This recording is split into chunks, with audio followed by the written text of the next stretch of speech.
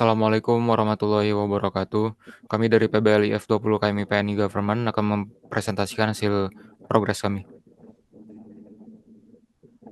Ada identitas proyek pengusul proyek kami yaitu Pak Ahmad Hamim Tohari dan manajer proyek kami yaitu Bu Meta Santi Putri.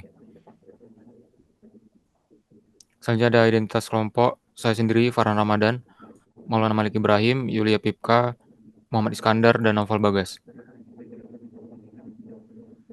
Selanjutnya ada deskripsi proyek kami, dilatar belakangi oleh seringnya masyarakat Batam menemukan jalan infrastruktur yang rusak, dan aplikasi Balapin ini adalah sebagai solusi untuk menyediakan wadah penyampaian masyarakat terkait infrastruktur jalan yang membutuhkan perbaikan. Luaran yang akan kami hasilkan yaitu aplikasi Balapin berbasis mobile, dilengkapi dengan artificial intelligence perekomendasian yang disediakan di Android. Selanjutnya ada desain sketch, laporan PBL, SKPPL, diagram UML, dan dokumen HKI. Next. Capaian proyek saat ATS kami sudah mencapai 50% untuk keseluruhan, dan implementasi untuk front end 30%. Next. Capaian proyek, kebutuhan perangkat lunak, ada diagram, basis data, IR relasional, mockup, dan wireframe.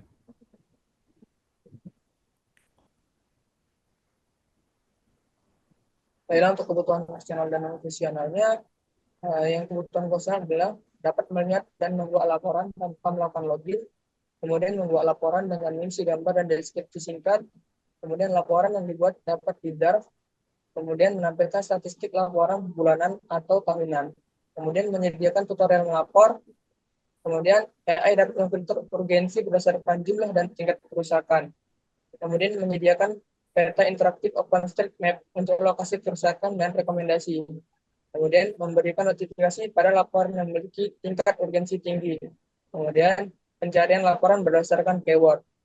Untuk non-fungsionalnya adalah aplikasi menggunakan bahasa Indonesia, kemudian aplikasi diharapkan dapat melakukan pemrosesan dengan cepat, kemudian kode aplikasi harus mudah dipelihara, kemudian aplikasi harus dapat terintegrasi dengan OpenStreetMap API, kemudian antarmuka aplikasi harus mudah digunakan, terutama untuk masyarakat yang kurang terbiasa dengan teknologi. Selanjutnya adalah teknologi yang digunakan. Kami menggunakan Visual Studio Code untuk pengembangan code editornya. Kemudian untuk front-end kami menggunakan Flutter. Dan kami menggunakan TensorFlow sebagai library-nya. Ada Android Simulator, SAMPP, dan untuk back-end-nya kami menggunakan framework di Django. Kemudian kami menggunakan OpenStreetMap API dan database MySQL. Selanjutnya ada dokumentasi use case dan use case skenario, yang dimana use case kami ada 9, yaitu sistem menampilkan laporan, pengguna mencari laporan, sistem menampilkan analisis laporan, pengguna membuat laporan dan membuat draft laporan jika diperlukan, sistem menampilkan tutorial melapor, sistem menampilkan peta laporan, sistem memberikan notifikasi urgency, sistem juga bisa menampilkan rekomendasi perbaikan. Selanjutnya adalah capaian activity diagram dan dokumentasinya, dan ada sequence diagram beserta dokumentasinya, dan ada kelas diagram dengan 6 kelas. Selanjutnya adalah pemodelan AI, yang dimana untuk membuat rekomendasi kami menggunakan algoritma Top K dengan beberapa kriteria kriteria decision support system. Ada jumlah laporan, rata-rata lapor, jenis infrastruktur, cuaca, dan juga persentase. Selanjutnya ada capaian basis data kami, terdiri dari beberapa entitas, yaitu rekomendasi, peta, pengguna, notifikasi, dan lain-lainnya. Selanjutnya ada skema relasional yang sudah berdasarkan IR diagram. Next. Ada capaian relasional model yang terdapat data-data yang akan diinput nantinya. Kemudian ini adalah wireframe atau desain kasar aplikasi kami. Next. Kemudian ada mockup, desain aplikasi yang sudah dirapikan. Next. Kemudian ada prototype atau desain aplikasi yang sudah final dan dijalankan.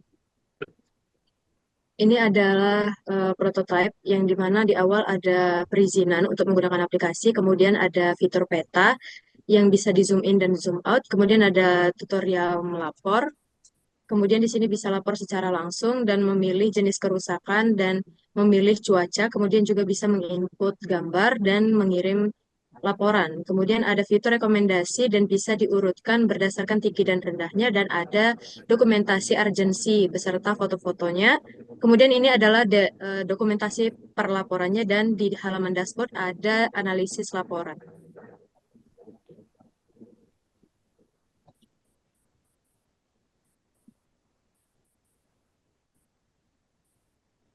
Oke, di sini ialah ada GitHub repository untuk menyimpan proyek.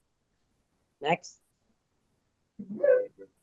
Selanjutnya ini adalah proyek yang sudah kami implementasikan berupa front end.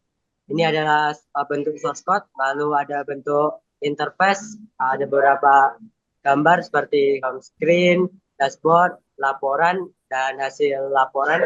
Next. Dan ini adalah draft dan cara tutorial melapor. Di sini ada history logbook, ada planning, analisis, desain, dan implementasi. Next. Selanjutnya ialah Trello dapat melakukan penjadwalan dan pembagian tugas antar anggota kelompok. Oke, di sini ada kendala kami selama 1,5 semester ini. Yang pertama itu ada spesifikasi kebutuhan perangkat dalam pembuatan aplikasi ruang memadai. Kedua itu kurangnya komunikasi di dalam tim sehingga dapat menghambat progres pengerjaan proyek. Dan juga di sini ada solusinya. Pertama, upgrade device. Kedua, lebih terbuka saat melakukan sebuah pertemuan jika ada satu ide. Next. Di sini ada pembagian kerja tim kami yang akan kami lanjutkan sampai proyek ini selesai. Next. Dan terakhir ada rencana tahapan selanjutnya. Yang pertama itu lanjutan implementasi front end dan back end. Kedua, pengujian aplikasi. Yang ketiga adalah peluncuran aplikasi. Sekian presentasi dari kami. Kurang lebih mohon maaf. Assalamualaikum warahmatullahi wabarakatuh.